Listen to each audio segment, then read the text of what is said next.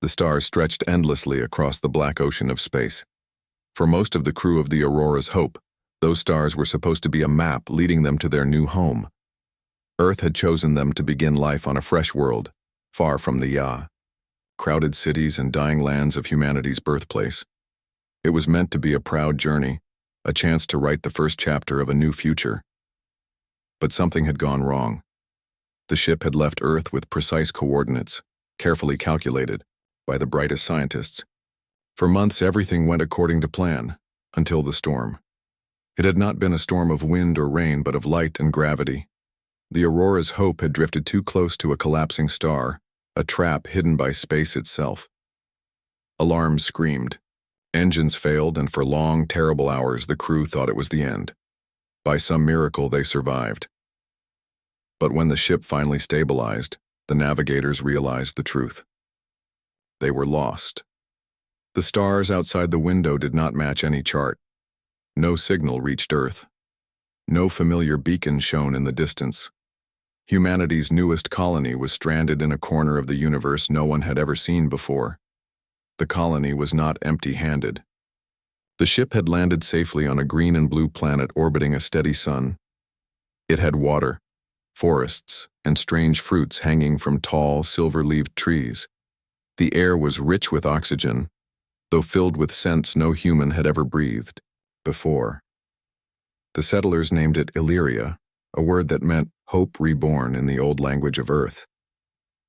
At first, life on Illyria seemed like a gift. The soil grew crops quickly. The rivers were full of fish, and the skies swarmed with bird-like creatures whose songs echoed through the night. Children played under the alien sun, and parents told them stories of Earth so they would not forget where they had come from. But survival was not as simple as planting seeds. The ship's technology was built to last for years, not centuries. Machines broke, spare parts ran out, and the settlers soon realized that their tools were fragile compared to the vast wilderness of Illyria. Captain Mara Elian, leader of the colony, stood on a high ridge overlooking the settlement.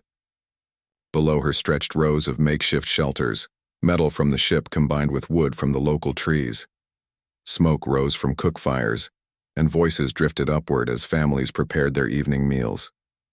To any stranger, it might have looked peaceful. But Mara knew the truth. Every day, people grew more anxious. The dream of returning home was fading, and whispers filled the camp. What if Earth never finds us? What if we are forgotten forever? Mara's second-in-command, Jonas Hale, climbed up the ridge to join her. His uniform was worn, his boots muddy, but his eyes were sharp with determination. "They're restless," Jonas said, scanning the settlement.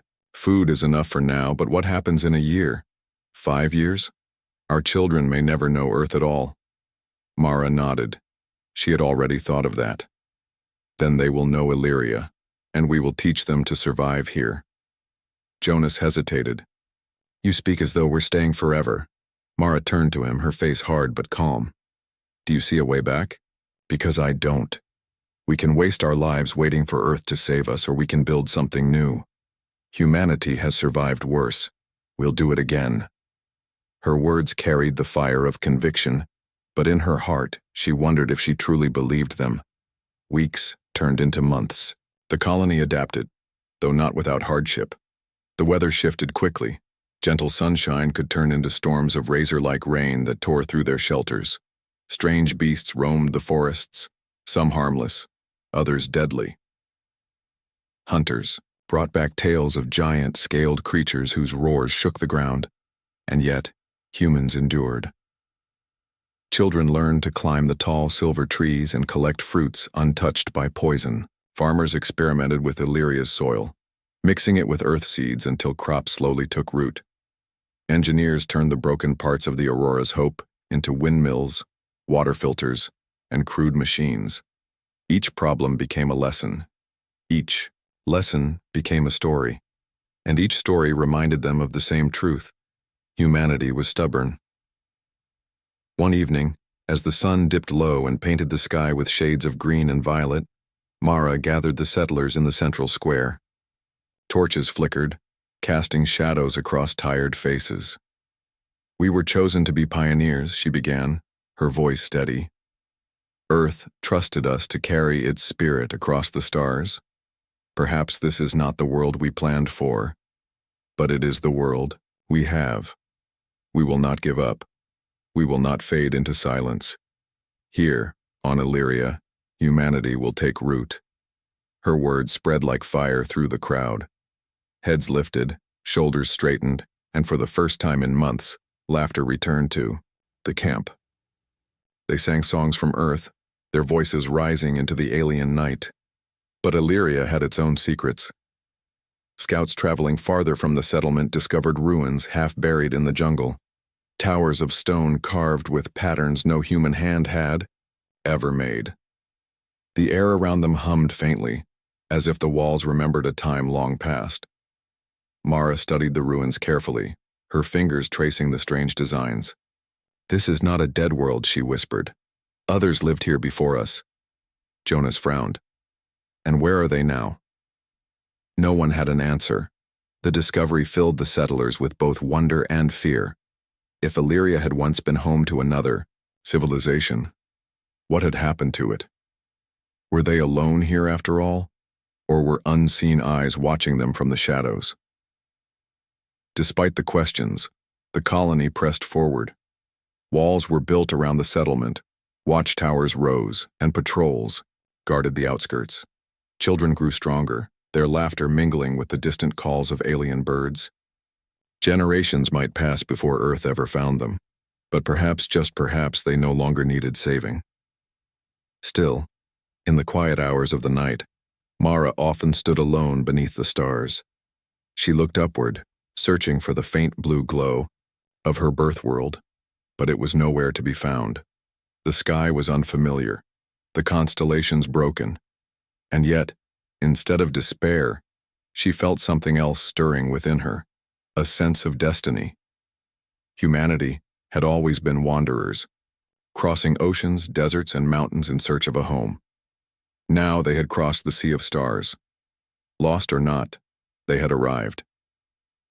Illyria was no longer just a place to survive. It was a place to belong. The colony of Illyria had grown stronger. Months had turned into years, and the people had learned to live with the land. They no longer saw themselves only as survivors of a disaster. They were becoming something new, pioneers of a strange and beautiful world. Yet deep inside, Captain Mara Elian knew that their story was incomplete. The ruins discovered in the jungle still weighed on her thoughts. The carvings, the silent towers, the strange hum that lingered in the air. It all spoke of a past not yet understood. Illyria was not an empty world. Someone had been here before, and perhaps someone still was.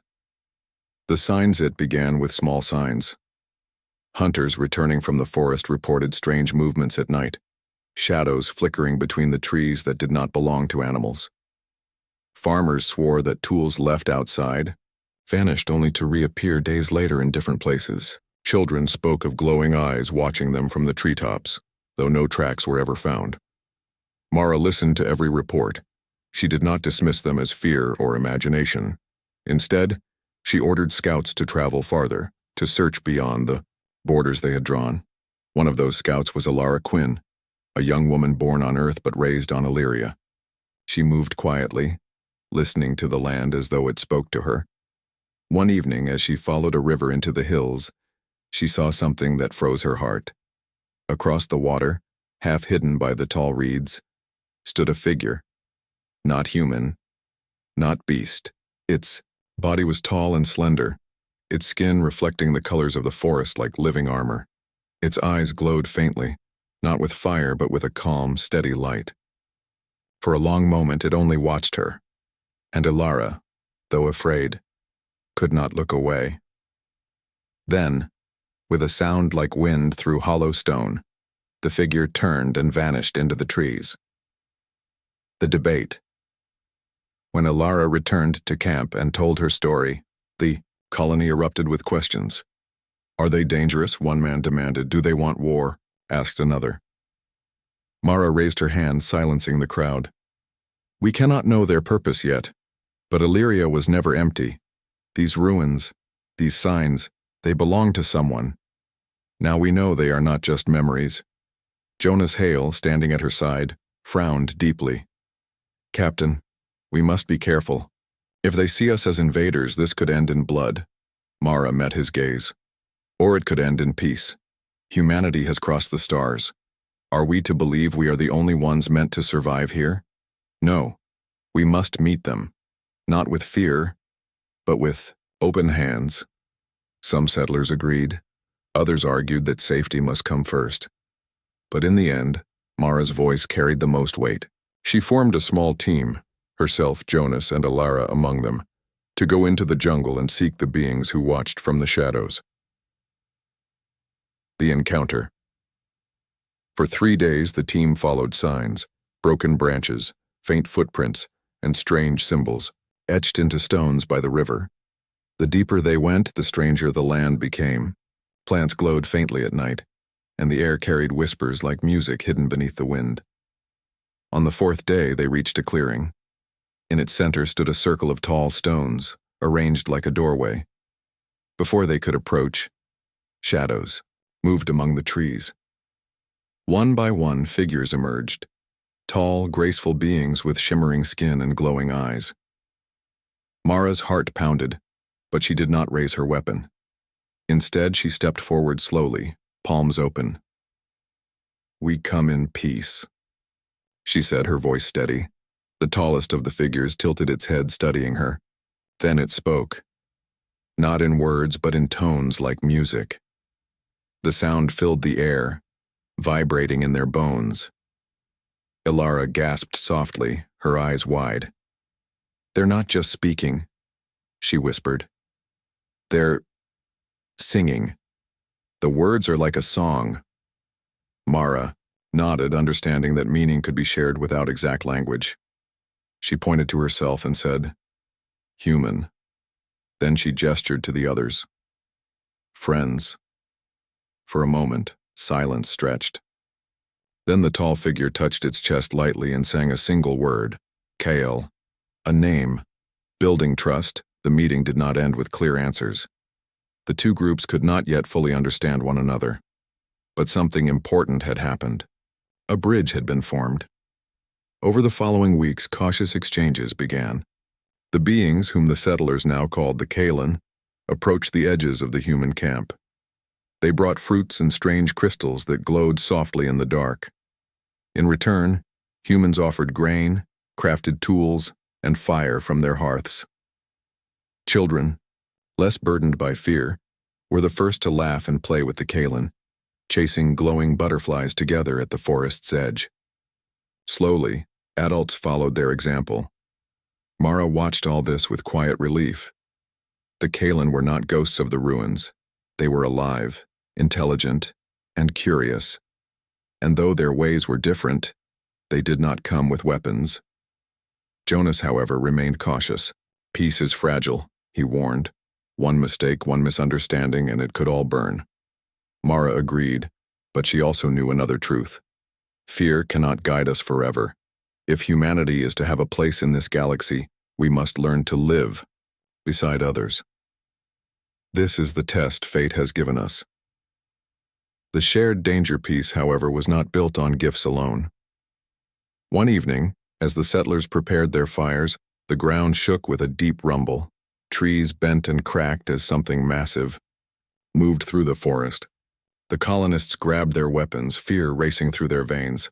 From the shadows emerged a beast larger than any they had seen before, its body armored with plates of stone, its jaws wide enough to crush a tree. It roared, a sound that split the night. Panic spread, but before the humans could strike, the Kaelan appeared. Moving with grace, they sang in unison, their voices weaving into a powerful harmony. The beast paused, its eyes glowing with confusion, then slowly turned and retreated back into the forest. The camp fell silent. Humans stared in awe. Alara whispered, "They saved us." With song. Mara stepped forward, bowing her head toward Kyle and his people. "Thank you," she said simply, her voice filled with respect. From that night on, the bond between the two peoples deepened. The settlers no longer saw the Kalan as strangers but as allies. The Kalan in turn seemed to welcome this strange, new species of humans who carried with them fire, craft, and stories of a faraway blue world. A new beginning. As weeks passed, trust grew. Humans were invited into Kalan villages, hidden among the trees, their homes glowing softly like lanterns in the night. The settlers marveled at the Kalan way of life, which blended with nature instead of breaking it. In return, the humans taught the Kalan how to forge stronger tools, build sturdier shelters, and preserve food for longer seasons. It was not one culture swallowing the other. It was an exchange, a weaving together of strengths. Children of both peoples learned new words, mixing human speech with the musical tones of the Kalan. Around shared fires, stories were told, of Earth, of Illyria, of stars that stretched beyond sight. For the first time, the settlers felt that perhaps their exile was not a punishment, but a beginning. Mara often stood at the edge of the camp, looking toward the jungle where Kalan lights shimmered. She thought of Earth, distant and silent, and then of Illyria, alive and filled with new voices. Perhaps humanity was not lost at all. Perhaps they had simply found a new way forward, through connection, not conquest. And though challenges still lay ahead, one truth had become clear. They were no longer alone in the stars. Years passed on Illyria. The humans and the Kalan no longer looked at one another as strangers. They had shared food, fire, and song. They had saved one another from danger. Trust had grown slowly, like a seed breaking through hard soil, but now it was steady and strong. Children played together without fear, speaking in a mix of human words and Kalan tones. The two peoples built bridges across rivers, planted crops side by side, and lit fires that could be seen shining across the valleys. Humanity, once lost and alone, was no longer a broken colony. They were part of something greater. But peace is never without trials.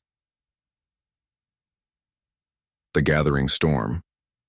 The first signs of danger came not from Illyria's forests, but from the sky. One evening, as the sun dipped low and painted the horizon with violet light, Jonas Hale stood watch on the walls of the settlement. His sharp eyes caught movement far above, a dark shape sliding across the stars. At first he thought it was a cloud, but clouds did not move with such purpose, nor did they shine with cold, metallic light. By morning, the entire colony knew. Something had entered Illyria's skies. Mara gathered the settlers in the square. "We came here by accident," she said, her voice firm. "But now it seems others may be arriving by choice. We must be ready.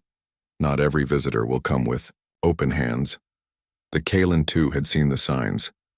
Kale himself came to the human settlement, his glowing eyes filled with unease. Through gestures and song he explained what his people feared. Illyria was not unknown in the galaxy.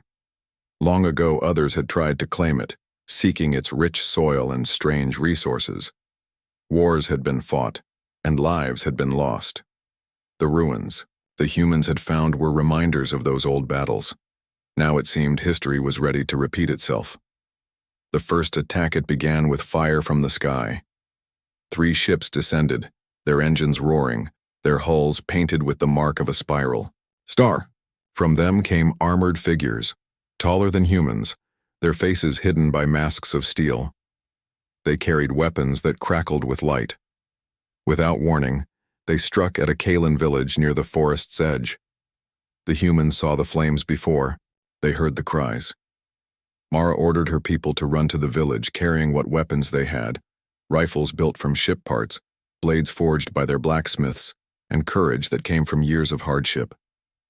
When they arrived, the sight froze them. Houses of light and wood were burning, and Kalan families fled into the night. The invaders shouted in a language no one understood, their weapons tearing through trees and stone alike. Jonas raised his rifle and fired. The shot rang out, striking one of the invaders in the chest. For the first time, the attackers faltered, realizing the humans were not defenseless. Together, humans and Kalan fought side by side, driving the strangers back into the forest. The battle was fierce, but the invaders soon retreated to their ships. As they lifted off, they left behind ruin and ash. For the first time, humans and Kalen looked at one another not just as friends but as allies in war. The council in the days that followed, fear spread across Illyria. If 3 ships could do such damage, what would happen if more came? A great council was called. In the central clearing, humans and Kalen gathered. Torches burned bright, casting light over faces marked by worry. Mara spoke first. We cannot face this threat alone. If we remain divided, they will destroy us one by one. But if we stand together, we may yet endure. Kyle raised his voice in a song that carried strength. His words were translated by Alara, who had learned much of their language. The Kalen have long defended these lands, but never before have we fought with another people at our side. If the humans will fight for Illyria, then we will fight with them. A murmur spread through the crowd. Farmers, hunters, and children looked at one another with both fear and hope. The decision was clear. From that night forward, humans and Kalen swore an oath. They would no longer see themselves as 2 peoples. They would be one defense, one hope, one family. Preparing for war, the Union was not built on words alone. Work began immediately. Humans taught the Kalen how to forge stronger weapons. Rifles, spears tipped with steel, shields reinforced with metal from the Aurora's hope. The Kalen, in turn, taught humans how to move with the forest, how to hide in its shadows, and how to use song to confuse and frighten beasts or enemies. Training grounds were filled with the sound of drills. Men and women, human and Kalen alike, learned to march, fight, and defend. Jonas led the training. His voice was sharp, his commands clear. Discipline will keep you alive, T, he told them. But unity will win the battle. Meanwhile, Alara worked with Kalen singers, learning their harmonies and weaving them with human music. Together, they created signals, songs that could travel through the forest faster than any drum or bell, warning of danger or calling for aid. Slowly, 2 very different peoples became one army. The second battle. The invaders returned weeks later, this time with twice as many ships. They came with fire, expecting to find scattered villages and weak resistance. Instead, they found a united force waiting for them. As the ships descended, arrows tipped with fire streaked through the air, and rifles cracked from hidden positions. Kalen singers lifted their voices, creating waves of sound that made the invaders stumble in confusion. Humans charged alongside them, blades flashing, their battle cries echoing through the trees. Mara fought at the front, her staff striking down an armored soldier. Jonas commanded from the ridge, directing fire and movement with precision. Ilara, standing with the singers, lifted her voice in a harmony that cut through the chaos, guiding her people like a beacon. The battle was long and many fell, but in the end the invaders once again retreated. This time they left behind more than fire. They left behind fear of the strange alliance they had discovered. For the first time, Illyria had not only survived an attack, it had won. A new identity. After the battle, the people gathered once more. Wounds were tended, the dead honored, and the fires of victory lit across the land. Mara stood before the crowd. Her clothes were torn, her face weary, but her voice carried strength. We are not Earth's lost children anymore. We are not Kalen alone.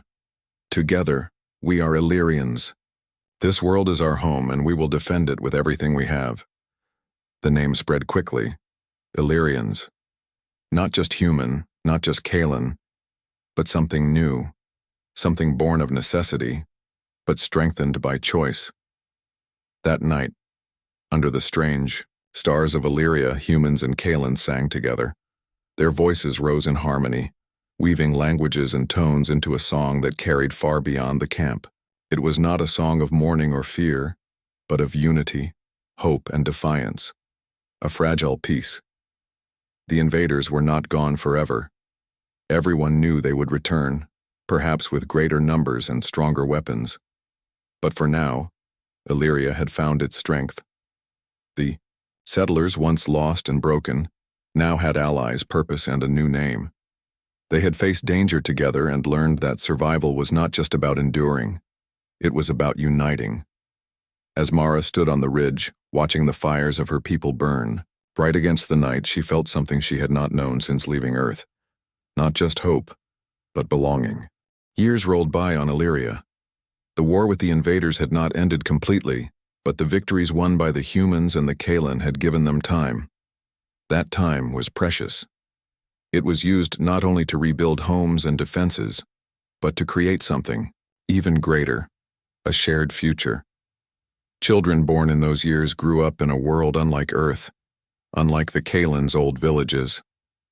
They were raised in a place where two peoples lived side by side, no longer just allies of necessity, but partners in life. These were the new generations, and they would carry Illyria into an age no one had imagined when the Aurora's hope first fell from the stars.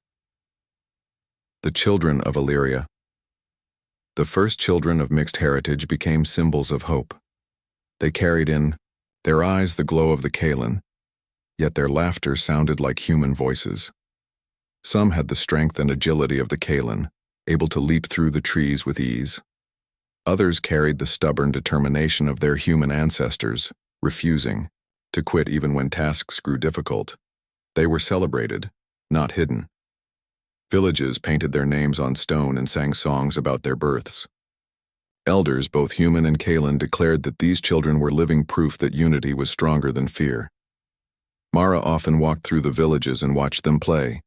She would see a group of children chasing glowing butterflies by the river, some with pale human skin, some with shimmering Kalan tones, and some who were both. To her, they were more than just children. They were Illyria's future. "This is what we fought for," Mara whispered one evening to Jonas, as they watched the children laugh. "Not just survival, but life worth living." Jonas nodded, though his face was lined with years of worry. "If they are our future, then we must make sure they inherit a world worth keeping." Building a shared culture life did not stay the same. The blending of two peoples brought change to every corner of Illyria. The humans introduced schools, where children learned to read, write, and study the stars. The Kalan added their own lessons, songs that carried memory, dances that told history, and crafts that shaped stone and crystal into glowing art. Soon, classrooms echoed with voices speaking both human words and Kalan tones, a new language forming naturally from the mix. Meals changed as well. Human bread was baked with Illyrian fruits, and Kalan dishes of glowing roots were shared at every table. Festivals combined the human custom of storytelling with Kalan night songs, turning every celebration into a blend of firelight and music. Even, the homes reflected this unity. Human stonework was mixed with Kalan wood and crystal, building villages that shone in the night like starlit gardens. The Aurora's hope, once a broken ship, had been taken apart piece by piece, its metal turned into tools, bridges, and protective walls. What was once a relic of Earth now lived on in the foundations of Illyria itself, the burden of memory. Yet even as new generations thrived, the older ones carried the weight of memory. Some of the settlers still longed for Earth. They remembered the oceans, the skies, the cities of their youth. They told stories to their children, who listened wide-eyed but could not imagine such a distant world. For the young, Illyria was not exile, it was home. The Kalan, too, carried memories. Elders remembered times before the humans when their people lived in fear of stronger enemies. They spoke of losses that had scarred their villages for centuries. To them, the arrival of the humans had been both a risk and a gift. One evening, during a great gathering, Kyle spoke to the crowd. His voice, though older now, still carried strength. "We are no longer what we once were," he said. "We are not only Kalan, we are not only human. We are Illyrians. The old world is behind us, and the new one is ours to shape. Let us not cling to sorrow, but to hope." His words were remembered, repeated, and written into the songs of both peoples. The shadow returns. Peace never lasted forever. Scouts returned one morning with grave news. Strange ships had been seen at the edges, Of Illyria's skies again, the invaders had not forgotten. They were watching, waiting, preparing to strike. Fear rippled through the villages, but this time there was no panic. Illyria was no longer weak. It was no longer divided. Children too young to fight practiced in training grounds, learning both human tactics and Kaelan songs of power. Adults sharpened weapons, repaired armor, and rebuilt defenses. Farmers stored food for long months, and builders strengthened shelters against fire. Even the youngest of the mixed children understood what was at stake. They did not ask whether they were human or Kaelan. They simply said, "We are Illyrians," and prepared to defend their home. The festival of unity before the storm of war could break, the people decided to hold a festival. Not a festival of joy alone, but of strength to remind themselves of who they were. On the wide plain outside the human settlement, thousands gathered. Fires burned, food was shared, and songs rose into the sky. Human drums pounded in rhythm with Kaelan flutes, creating music that had never been heard on Earth or in the old Kaelan villages. Children danced, their voices weaving both languages into playful chants. Elders told stories of the day the humans first arrived, of the night the Kaelan saved them with song, of the battles they had fought together. At the height of the festival, Mara stood before them all. Her hair had grown silver with age, but her spirit had not dimmed. "We were once lost," she said, her voice carrying across the plain. "We were once broken, scattered, afraid, but no more. We are one people now, born of struggle, born of hope. Whatever comes from the stars, they will not find us weak. They will not find us divided. They will find Illyria, and they will know this world is ours." The crowd roared, voices human and Kaelan alike joining as one. The promise of the future that night as the fires burned low, Alara sat with a group of children by the river. They asked her questions about Earth, what its oceans looked like, what its skies smelled like, what its animals were like. She smiled softly. "Earth is far away," she said. "But remember this. You are not less because you were born here. You are not lost children of a forgotten world. You are Illyrians, and one day, when the stars hear your voices, they will know you carry the best of both worlds." The children listened, their eyes glowing in the moonlight. Some carried the Kaelan glow, some carried the human spark, and some carried both. They nodded with determination. They were ready to shape the future. A world reborn as dawn broke. The sun rose over a land alive with laughter, song, and hope. Fields of grain swayed beside glowing forests. Villages shone with light, their walls strong, their people stronger. Illyria was no longer a colony lost in space. It was a world reborn, filled with new generations who carried in their hearts not only the memory of survival but the promise of greatness. And though the shadows of war still lingered in the sky, the Illyrians faced them not with fear, but with unity. For they knew now the greatest truth of all. Life was not about where you were born. It was about what you built together, and on Illyria together they had built something worth defending forever. The years turned into decades. Illyria, once only a fragile settlement of desperate survivors, had grown into a living world filled with cities, farms, songs, and children. The humans and the Kaelan no longer thought of themselves as separate peoples. They were Illyrians, one society, one future. The invaders had come again and again, but each time they found a world more united, more skilled, and more determined. Battles had scarred the forests, but they had also shaped a new strength. Illyria was no longer a target to be conquered. It was a fortress, a home, and a beacon. And then, one quiet morning, a signal reached the skies. The forgotten voice it was, Jonas Hale, older now, who first saw the message on the screen in the watchtower.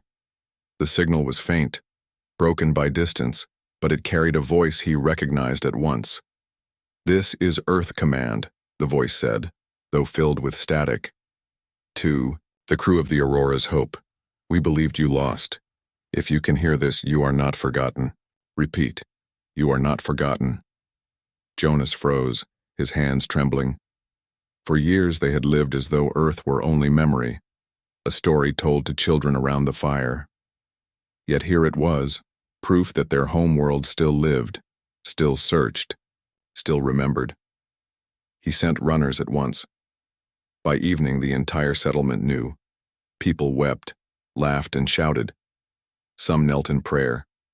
Others simply stared at the sky, as if hoping to see Earth itself shining down.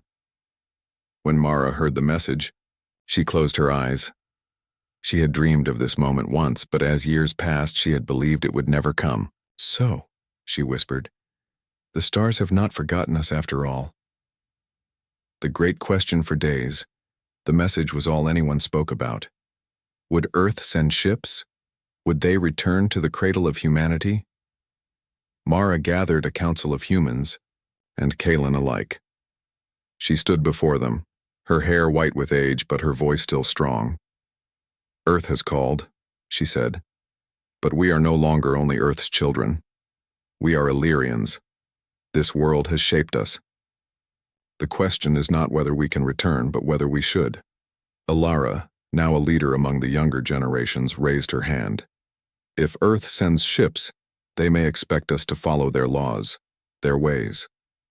But we have our own ways now. We are not who we were." Kyle, older too, sang softly. Alara translated his words. "We cannot erase the past. We honor it. But we must not chain ourselves to it either.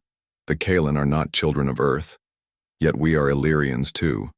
Will Earth accept that?" The council fell silent. The choice before them was heavy. To return to Earth might mean safety, trade, and connection. But it might also mean losing their new identity. A message to the stars at last. Mara stood. "We must answer," she said. "But we will not answer as a lost colony begging for rescue. We will answer as Illyrians, offering friendship, not submission." So they built a great beacon on the highest mountain, using human engineering and Kaelin crystal. When it was lit, its light shone across the skies, brighter than any star. Into it, they sent a message, carried in both words and song.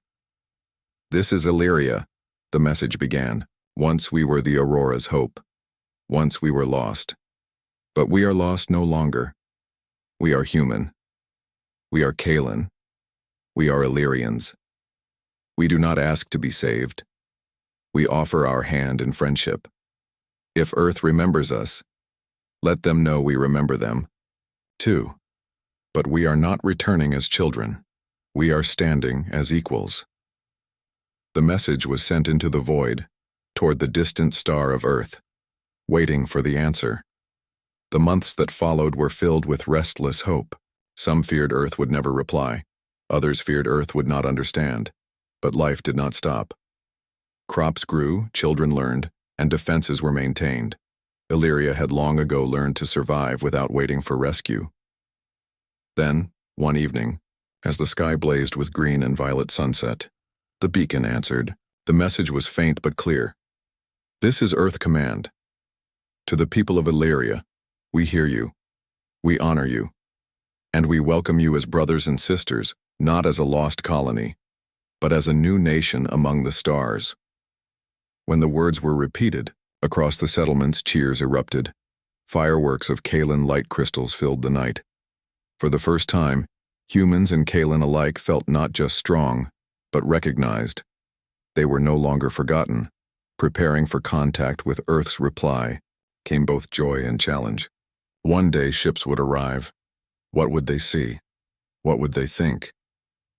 The Illyrians prepared not just with weapons, but with culture. They built halls to display both human and Kaelin art. They composed songs that told their shared history. They wrote books in their new language, blending words and tones into something uniquely theirs. The children, now grown, took leading roles. They were proof that Illyria was more than survival. It was renewal, stronger, faster, and wiser. They carried both legacies in their blood. They spoke to Earth's future visitors with pride, not shame. Mara's last words years later, as Mara lay in her home overlooking the valley, she knew her time was ending. Jonas sat beside her, his hands worn from years of labor. Ilara and Kales, Children stood nearby, their glowing eyes watching silently. Mara's voice was soft but steady. When we came here, I thought we were cursed, lost forever, forgotten. But I see now, we were chosen to build something new. Remember this. All of you, we are Illyrians, never forget what that means. With those words, she closed her eyes, and the leader of Illyria passed into memory. Her name was sung across the land for generations. The first starships decades later, when Earth ships finally appeared in Illyria's sky, they did not find a broken colony. They found shining cities, glowing forests, and a people united. The Illyrians welcomed them not as lost children, but as hosts. They offered food, song, and stories. Earth's envoys marveled at the strength, the culture, and the new generations that carried both human and Kaelan blood. Some envoys whispered that Illyria was more advanced than many colonies Earth had built, on its own. Others declared that Illyria was not simply a part of humanity's story. It was the future of it, a legacy. Among the stars, from that day onward, Illyria was no longer a secret world. It became a bridge between Earth and the wider galaxy. Trade ships came, scholars traveled, and explorers carried Illyrian songs to distant stars. The Kaelan, once hidden in forests, now stood as equals beside humans at great councils. The children of both peoples became leaders, explorers, and teachers. And whenever someone asked who they were, they did not say human or Kaelan first. They said with pride, "We are Illyrians." Earth's people learned from Illyria that survival was not about walls or weapons alone. It was about connection, unity, and the courage to trust. Humanity had always been strong, but on Illyria, it had become something greater, not by conquering, but by joining with others. And so, the lost colony left behind more than ruins or stories. It left behind a legacy, a vision of what humanity could be when it chose not to stand alone. The eternal song on the anniversary of the Aurora's Hope's landing, Illyrians gathered every year at the Great Beacon. Humans and Kaelan alike sang, together their voices rising into the sky. It was a song of survival, of unity, and of hope. Carried on winds, echoed through valleys, and lifted into the stars. It was a promise to the galaxy that humanity, though fragile, could build strength through connection, that no people was ever truly lost, that from despair could come greatness, and as the song drifted across the cosmos, Earth and Illyria stood together, not as one world above another, but as equals. A new chapter of humanity had begun, written not only by humans, but by all who had chosen to walk beside them. The colony once lost in space had become the heart of a civilization that would never be forgotten.